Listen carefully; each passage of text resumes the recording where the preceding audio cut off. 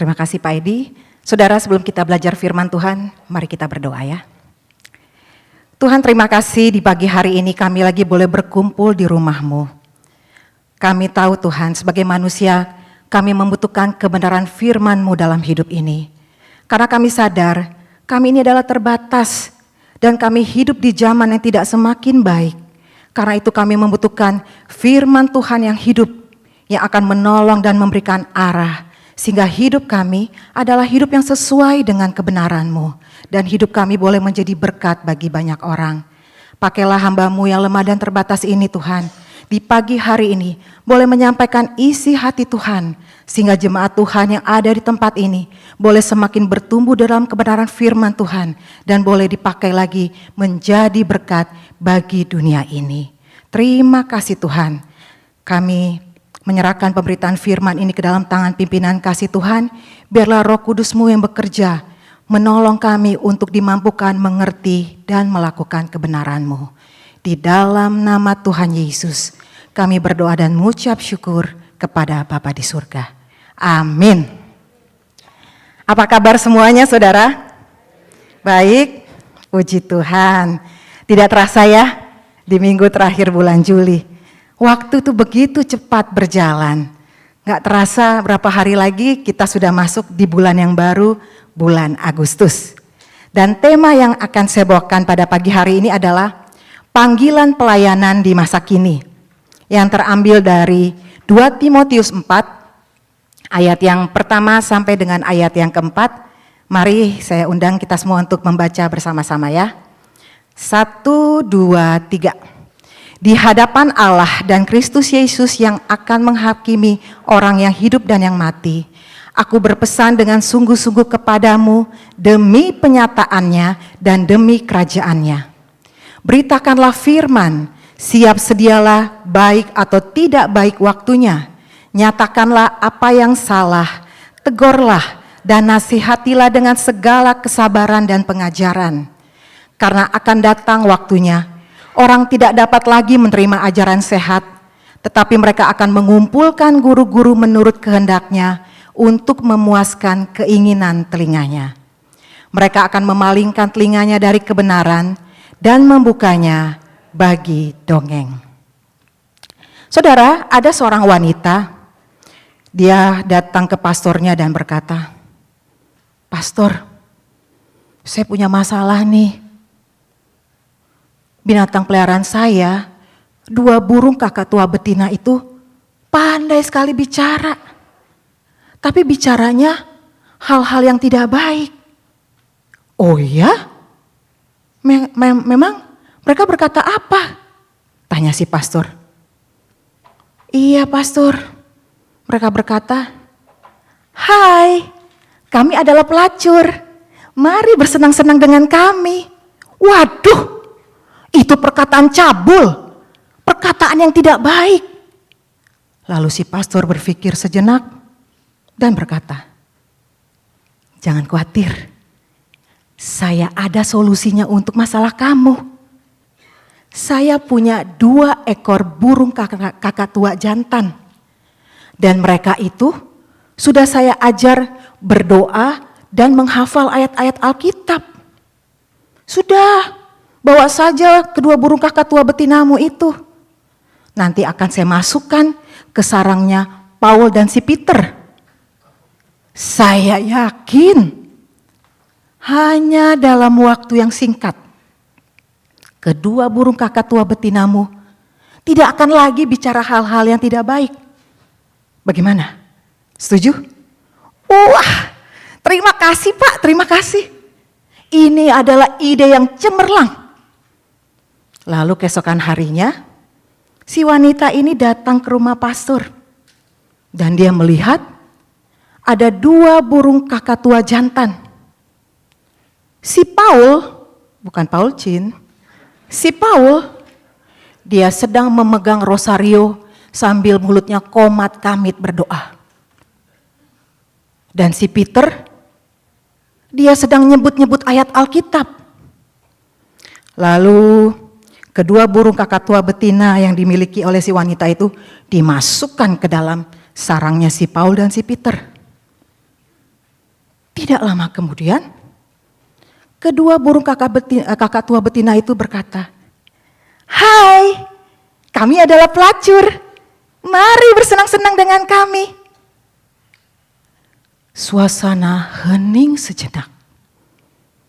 Tiba-tiba si Peter melihat si Paul dan berkata, "Paul, lemparkan rosariomu itu." "Hah? Kenapa?" "Doa kita sudah dijawab."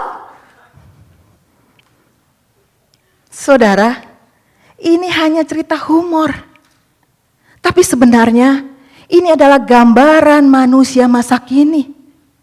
Manusia yang mudah jatuh ke dalam dosa, yang mudah jatuh ke hal-hal kedagingan, hal-hal yang mudah untuk menjauh dari Tuhan. Tetapi sesungguhnya saudara, hal ini bukan saja terjadi pada masa kini. Di zaman Rasul Paulus pun sudah terjadi. Karena itu tidak heran, di ayat yang ketiga dan ayat yang keempat, Rasul Paulus mengingatkan Timotius bahwa akan datang waktunya manusia akan lebih mencintai diri sendiri, mencintai hal-hal kedagingan, susah diatur, mencintai duniawi kemewahan, lebih suka dongeng, legenda, atau ajaran-ajaran yang menyesatkan, yang sengaja membuat mereka menjauh dari Tuhan. Dan inilah yang mereka sukai, saudara. Lalu, bagaimana dengan kita yang sudah mengenal Tuhan, yang sudah menjadi murid Kristus? Apakah kita merasa,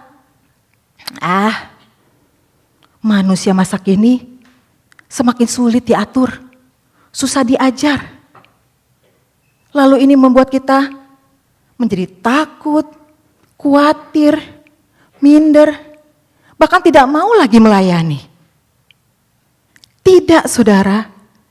Justru kita tetap harus menjawab panggilan Tuhan. Sebab firman Tuhan tetap berlaku sampai masa kini. Panggilan Tuhan bagi kita untuk melayani manusia masa kini tetap relevan. Lalu pertanyaannya, apa isi panggilan Tuhan bagi kita untuk melayani manusia masa kini?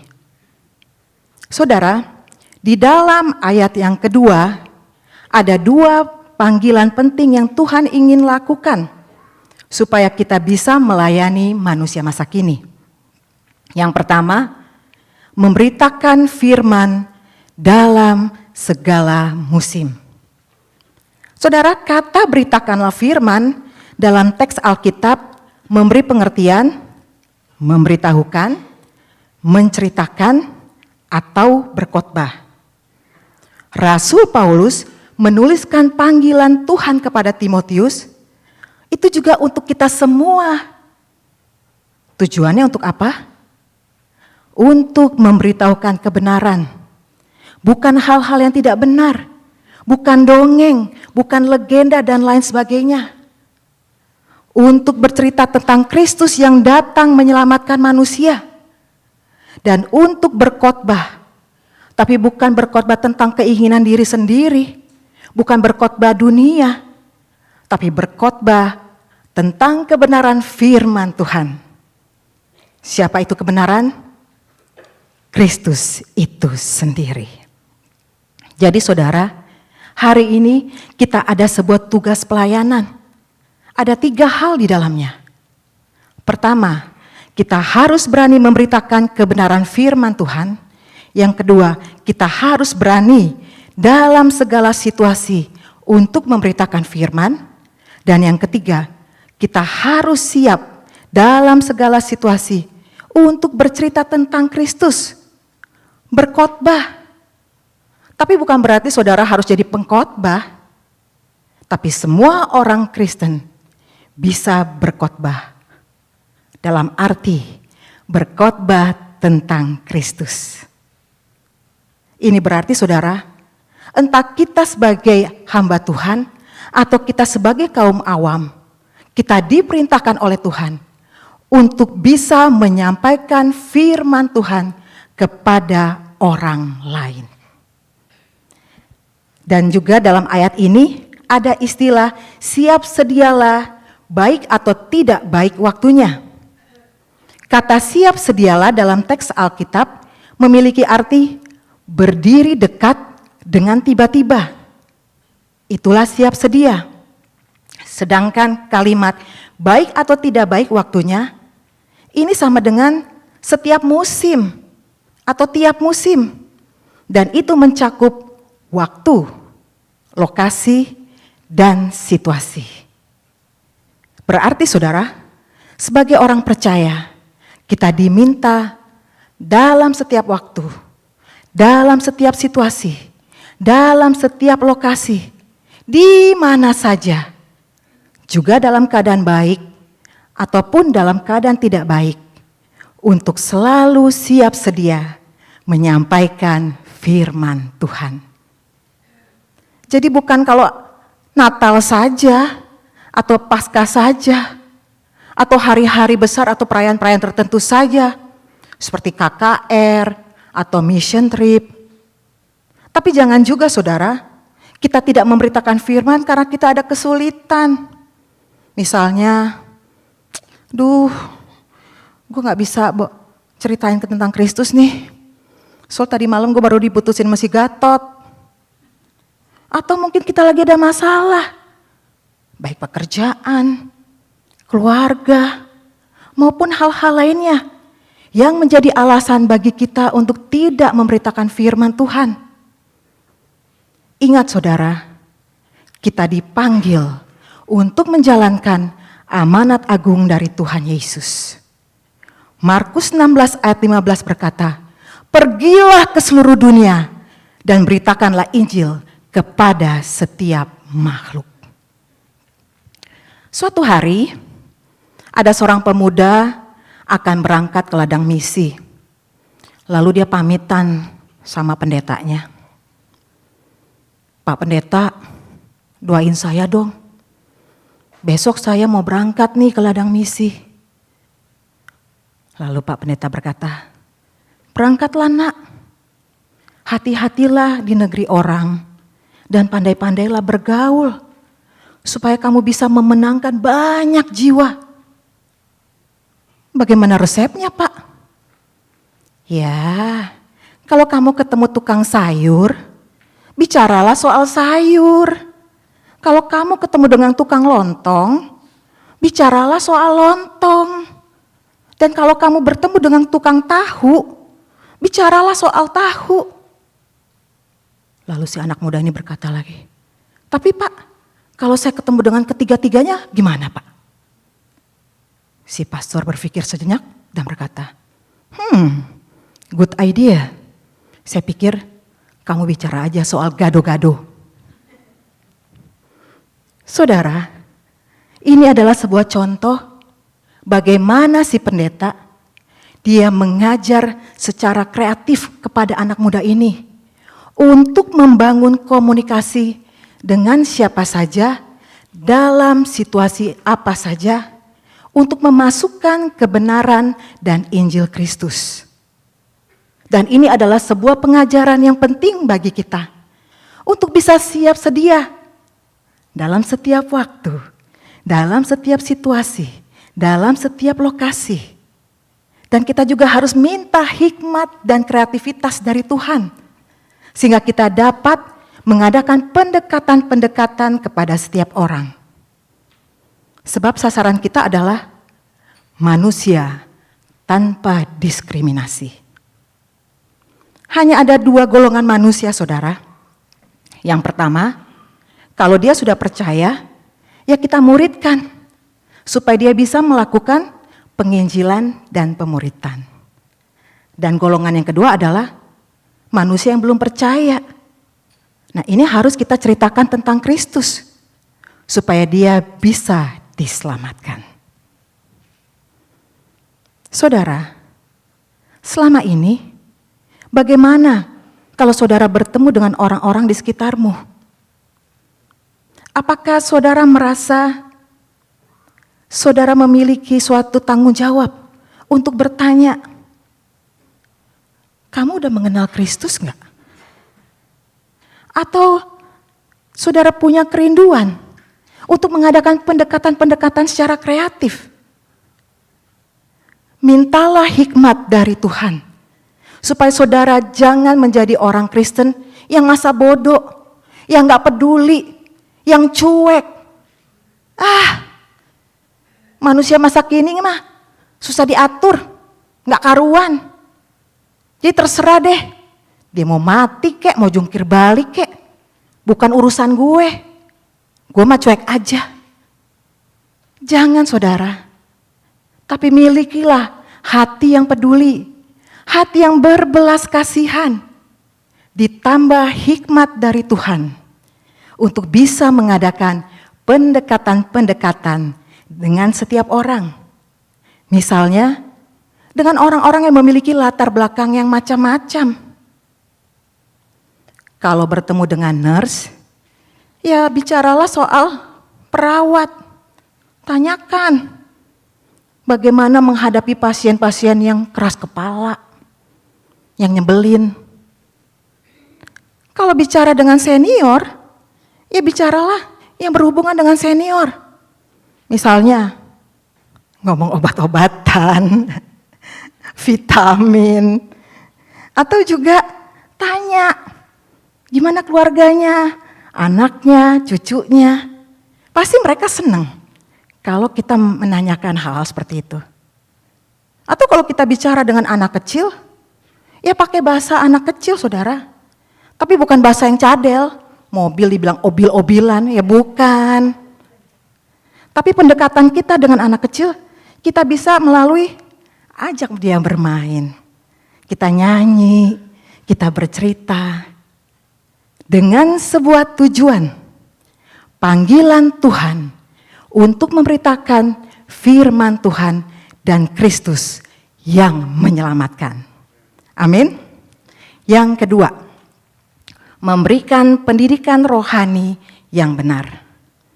Saudara, dalam ayat yang kedua B, ada kalimat, nyatakanlah apa yang salah, tegurlah dan nasihatilah dengan segala kesabaran dan pengajaran. Jadi saudara, di dalam ayat 2b ini ada 3 kata perintah, yaitu nyatakanlah, tegurlah, dan nasihatilah. Nyatakanlah artinya memberitahukan kesalahan. Dengan kata lain saudara, sebagai orang percaya, kita dipanggil untuk menyingkapkan kebenaran firman Tuhan yang masih tertutup atau yang masih tersembunyi. Atau kita harus menyingkapkan kesalahan yang dilakukan oleh manusia. Tapi tujuannya bukan untuk mempermalukan, tapi bertujuan untuk memberitahukan mana yang benar dan mana yang salah.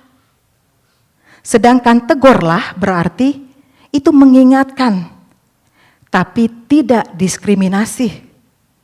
Entah itu teman dekat kita sendiri, penyandang dana terbesar, pejabat. Kalau dia salah, ya tegur. Enggak usah takut, jangan sungkan. Tapi bukan untuk menghakimi, bukan judgmental. Lu ya, kalau sikap lu gini-gini terus, enggak berubah-berubah, ntar kalau mati, lu masuk neraka. Bukan itu saudara. Tapi sebagai orang percaya, kita dipanggil untuk berani menegur yang salah dan tidak kompromi terhadap dosa. Sedangkan nasihatilah berarti mendorong orang untuk kembali kepada kebenaran firman Tuhan. Jadi ini untuk kebaikan dia sendiri. Selanjutnya ada kalimat dengan segala kesabaran dan pengajaran. Ini sama dengan metodenya atau cara dalam melakukan panggilan pelayanan. Berarti saudara, sebagai orang percaya, kita diminta untuk menegur orang-orang yang berbuat salah, tapi bukan dengan kemarahan, bukan dengan kebencian, tapi teguran itu harus sesuai dengan pengajaran firman Tuhan dan dilakukan dengan kesabaran. Tujuannya apa? Agar mendidik mereka dalam kebenaran. Contoh tentang pendidikan rohani. Misalnya ada seorang mama yang sedang mendidik anak gadisnya yang remaja. Rina, kamu makan, tapi kotorannya tuh ada di pipi kirimu itu. Ayo bersihkan. Saudara, ini adalah contoh pendidikan rohani untuk mengajar tentang benar dan salah. Rina, mama sudah kasih tahu 3 kali untuk membersihkan pipimu itu. Masa kamu gak dengar? Ingat, sebentar lagi kamu akan pergi menemui mertuamu. Kamu gak malu? Saudara, ini adalah contoh pendidikan rohani yang menegur dengan tujuan agar berubah. Rina, kamu harus berpenampilan lebih menarik. Bersihkan pipimu itu. Dan ini adalah contoh pendidikan rohani yang menasehati agar melakukan sesuatu yang benar dan baik. Jadi saudara, untuk melayani manusia masa kini, kadang-kadang perlu ditegur berulang-ulang. Jangan kompromi. Kalau yang salah, katakan salah. Tapi kalau dia benar, ya katakan benar. Kadang harus berulang-ulang. Karena itu harus sabar. Bukan dengan kemarahan. Bukan dengan kita menghakimi. Karena itu merupakan panggilan Tuhan bagi kita untuk melayani manusia masa kini yang semakin lama tidak semakin baik, saudara, tapi semakin sulit. Karena itu harus berulang-ulang, sabar, dan penuh dengan kreativitas. Bandingkan dengan 1 Petrus 3 ayat yang ke-15 sampai 16 yang kita baca dalam ayat pembimbing tadi, tapi saya mau tekankan di ayat yang ke-15a. Dikatakan, tetapi kuduskanlah Kristus di dalam hatimu sebagai Tuhan. Ini berarti saudara, ketika kita menjadikan Kristus dalam hati kita, kita harus berani berbicara untuk mempertahankan atau memberikan jawaban yang benar.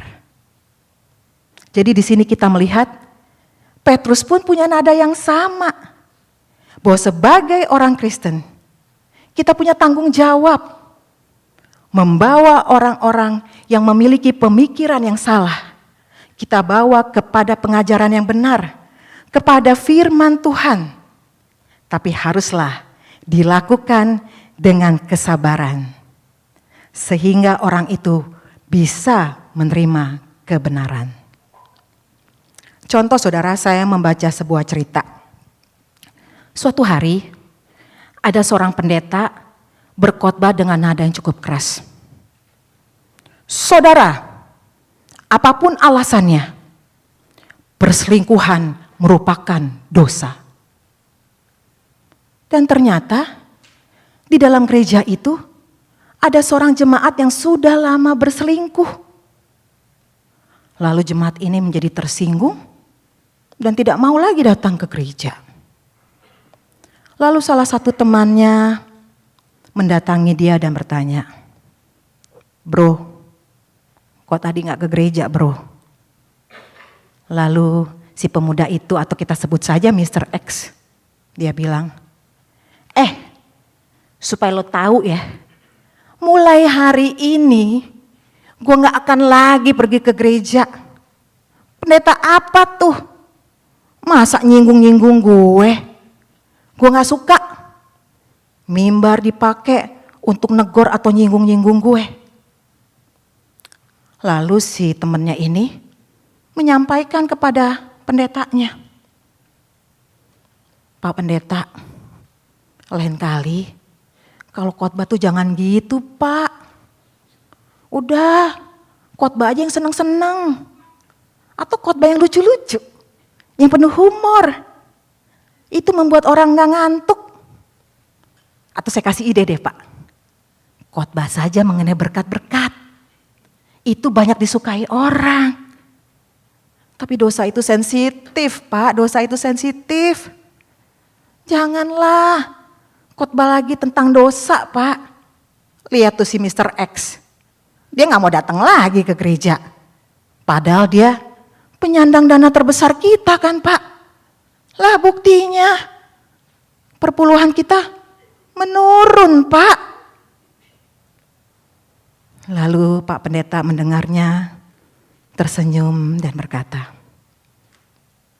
maaf ya, saya melayani bukan karena orang kaya dan orang miskin. Tapi saya melayani karena kebenaran. Kamu tahu, minggu lalu dengan khotbah yang sama di gereja yang lain, setelah saya khotbah, ada 3 bapak mendatangi saya. Mereka minta didoakan dan mengaku dosa.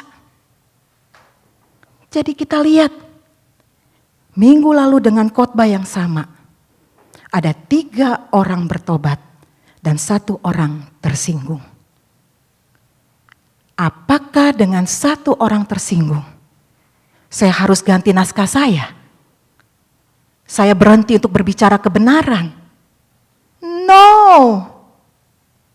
Ingat, kamu adalah orang lama di gereja ini. Kamu kan tahu, yang saya khotbahkan itu adalah firman Tuhan. Bukan untuk nyindir-nyindir orang, no. Itu juga yang dialami oleh Rasul Paulus. Karena itu dia berkata, apakah dengan mengatakan kebenaran kepadamu, aku menjadi musuhmu? Teman, kita harus berani menyingkapkan yang salah. Salah tetap salah, benar tetap benar. Dan saya yakin, dengan firman Tuhan ini, Roh Kuduslah yang memberi pertobatan kepada 3 bapak itu. Dan Roh Kuduslah yang menegur orang itu atau si Mr. X. Tapi kamu gak usah khawatir. Saya akan tetap besuk dia. Karena bagaimanapun juga, dia seperti domba yang terhilang. Seperti Yesus meninggalkan yang 99, mencari yang 1. Jadi doakan ya, supaya si Mr. X ini kembali. Tapi kamu kan teman dekatnya. Kenapa kamu gak jelaskan? Pak Pendeta kan gak nyebut nama kamu. Dan sebagai pendeta, gak bisa hanya ngomong yang senang-senang aja. Jelaskan juga bahwa minggu yang lalu, dengan khotbah yang sama, ada 3 bapak yang bertobat. Temanku, sudah saatnya kamu menerima panggilan pelayanan ini. Jadi bukan saya saja yang berkhotbah di atas mimbar, tapi kamu juga bisa berkhotbah di bawah mimbar. Betul nggak? Saudara, sebenarnya hal-hal seperti ini bisa saja terjadi di gereja mana saja. Ketika kebenaran disingkapkan, pasti ada yang tersinggung. Lalu mungkin mereka tidak lagi datang ke gereja. Ada yang jadi benci pendetanya, bahkan ada yang berani boikot Tuhan. Dan inilah kecenderungan manusia masa kini. Tetapi sebagai orang Kristen, kita tentu harus bisa dengan penuh kesabaran, dengan penuh ketabahan, dan kreativitas, tetap berkata kebenaran dengan maksud untuk memenangkan mereka kepada Kristus. Jadi, kalau harus disampaikan, ya sampaikan saja. Toh yang kita ngomong adalah firman Tuhan, bukan maksud untuk menyindir. Suatu hari, setelah selesai melayani ibadah bersama di sebuah penjara pria, saudara, suatu hari Setelah menyelesaikan ibadah bersama di sebuah penjara pria, seorang pendeta, kita sebut saja Pak Pendeta Yusuf, mendatangi seorang narapidana untuk berbincang-bincang. Lalu Pak Pendeta bertanya, "Nama kamu siapa?" "Nama saya Badu, Pak."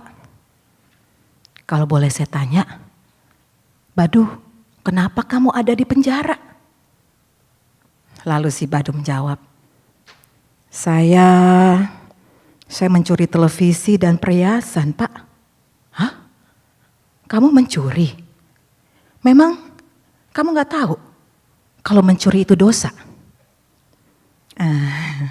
"Saya tahu sih, Pak, kalau itu dosa." "Lah, kalau kamu tahu mencuri itu dosa, kenapa kamu tetap melakukannya?" "Pak Pendeta, saya mencuri itu untuk mengajarkan isi Alkitab." "Hah? Mengajar isi Alkitab?" tanya Pak Pendeta dengan kebingungan. "Iya, Pak, saya mengajar supaya orang-orang berjaga-jaga di mana saja dan kapan saja. Kan Alkitab bilang Tuhan Yesus akan datang seperti pencuri. Jadi untuk mendidik mereka, ya saya curi deh barang-barang mereka. Supaya mereka sadar dan berjaga-jaga sampai Tuhan Yesus datang kembali. Kan kesian, Pak, kalau Tuhan Yesus datang mereka tertidur." Jawab Badu dengan nada kemenangan. Lalu si Pak Pendeta bertanya lagi, "Tapi apakah setelah kamu mencuri itu, kamu kembalikan barang-barang yang kamu curi itu kepada pemiliknya?" "Nah itu, Pak, itu kelalaian saya. Setelah saya curi, saya lupa kembaliin, Pak." Langsung si pendeta lihat, dasar maling, bertobat supaya gak masuk neraka. Sambil menunjuk jarinya ke arah muka si Badu. Saudara, menegur orang yang berbuat salah itu memang gak mudah. Mereka akan gampang marah. Mereka akan gampang tersinggung. Mereka akan gampang untuk kesel atau unfriend kita. Dan ini adalah fakta masa kini. Tapi janganlah ini semua, saudara, membuat kita menjadi takut. Membuat kita menjadi khawatir. Membuat kita menjadi mundur. Membuat kita menjadi cuek dan tidak lagi melayani. Panggilan Tuhan tetap berlaku bagi kita. Dengan memberitakan kebenaran, dengan memberitakan Kristus, dan menyatakan kesalahan. Dengan tujuan membawa orang berbalik kepada kebenaran. Karena itu, saudara, lebih baik berbicara kebenaran yang kadang-kadang keras dan tegas seperti Pak Pendeta itu, daripada kita berbicara manis tapi membiarkan satu jiwa berjalan binasa. Kebenaran tidak bisa dikompromikan. Perlu keteguhan hati untuk tetap berpegang. Dan tentunya harus dilakukan dengan kesabaran dan sesuai dengan pengajaran firman Tuhan. Sehingga orang yang mendengar atau orang yang ditegur bisa menerima dan bisa berbalik kepada Kristus. Amin, saudara. Mari kita berdoa.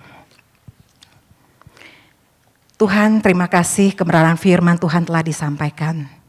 Biarlah Roh Kudus sendiri yang berbicara di setiap hati kami untuk lagi dicelikkan mengenai kebenaran firman Tuhan. Kami tahu Tuhan tidak gampang kami hidup di zaman akhir ini. Banyak tantangan, banyak godaan, banyak pergumulan. Tapi kami mau berpegang pada Tuhan dan kami mau taat akan perintah Tuhan untuk menjawab panggilan Tuhan bagi setiap orang yang membutuhkan kebenaran-Mu. Pakailah setiap kami Tuhan sebagai alat-Mu untuk menyampaikan kebenaran-Mu sehingga hidup kami yang sementara adalah hidup yang menyenangkan hati Tuhan, memuliakan Tuhan, dan banyak jiwa boleh dibawa kepada Tuhan. Tolong setiap kami untuk menjadi pelaku-pelaku kebenaran firman Tuhan. Di dalam nama Tuhan Yesus, setiap yang percaya berkata, amin.